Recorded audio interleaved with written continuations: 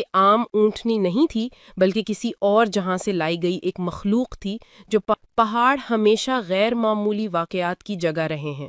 ایک ایسا مقام مانا جا سکتا ہے جہاں جہانوں کے بیچ کی حد باریک تھی۔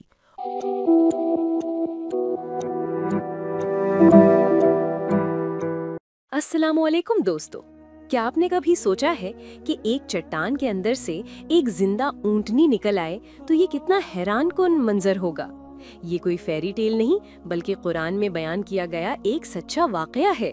یہ اونٹنی کوئی عام جانور نہیں تھی، قرآن میں اسے ناقۃ اللہ یعنی اللہ کی اونٹنی کہا گیا ہے۔ یہ ایک لیونگ میریکل تھی، ایک ایسی نشانی جو پوری قوم کے لیے ظاہر ہوئی۔ جب حضرت صالح علیہ السلام نے اپنی قوم کو اللہ کی عبادت کی دعوت دی تو انہوں نے کہا، اگر تم واقعی نبی ہو تو ہمیں ایک نشانی دکھاؤ۔ یہ قوم اپنے جد امجد سمود کے نام سے جانی جاتی تھی۔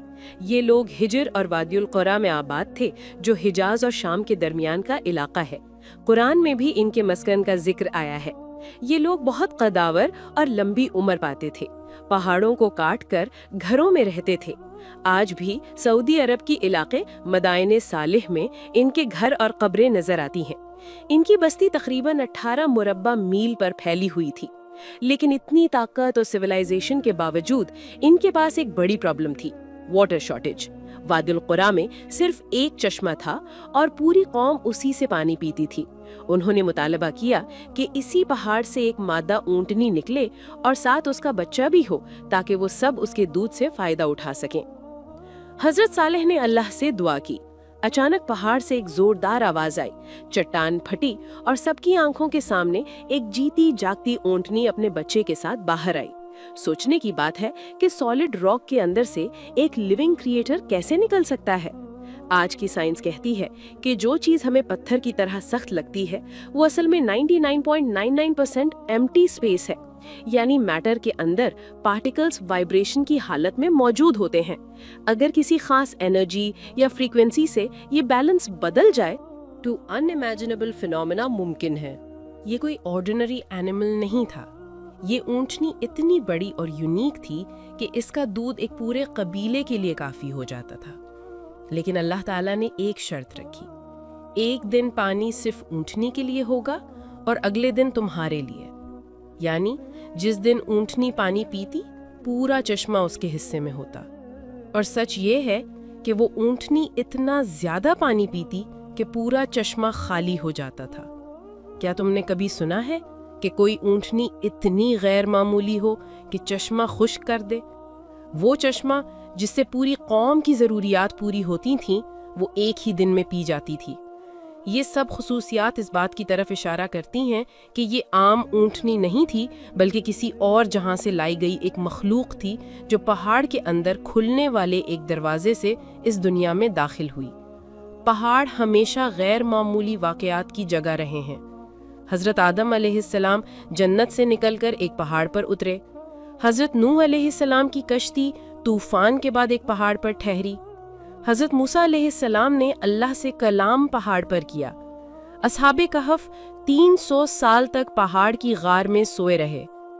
پہلی وحی بھی پہاڑ پر غار حرا میں نازل ہوئی۔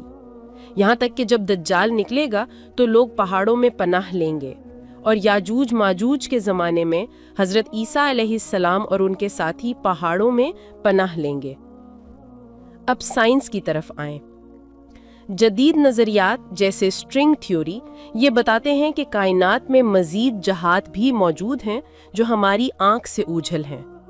کچھ سائنسدانوں کا خیال ہے کہ زمین کے کچھ مقامات پر یہ جہات ایک دوسرے سے قریب آتی ہیں اور وہاں سے دوسری دنیا کی مخلوقات ہمارے جہان میں داخل ہو سکتی ہیں۔ ایسے میں حضرت صالح علیہ السلام کے پہاڑ کو ایک ایسا مقام مانا جا سکتا ہے جہاں جہانوں کے بیچ کی حد باریک تھی اور اونٹنی وہاں سے دوسری دنیا سے ہماری دنیا میں داخل ہوئی۔ یہ بھی یاد رہے کہ جب اونٹنی ظاہر ہوئی تو اس سے پہلے ایک زوردار آواز سنائی دی۔ سائنسی تحقیق کے مطابق آواز محض آواز نہیں بلکہ توانائی کی ایک لہر ہے جو مادے کی ساخت پر اثر ڈال سکتی ہے۔ ممکن ہے کہ وہ مخصوص آواز دراصل ایک ارتعاش یعنی وائبریشن تھی جس نے وقت اور مکان کی ساخت کو لمحاتی طور پر بدل دیا اور وہ اونٹنی اس جہان میں داخل ہو گئی۔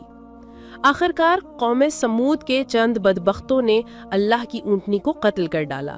اس نافرمانی کے بعد اچانک ایک زبردست چیخ اور خوفناک آواز آئی، زمین ہل گئی اور پوری قوم اپنے گھروں میں گرے پڑے رہ گئے۔ یوں وہ بستی ہمیشہ کے لیے صفحہ ہستی سے مٹ گئی۔ اگر ویڈیو پسند آئی ہو تو لائک اور سبسکرائب ضرور کریں۔ اللہ حافظ۔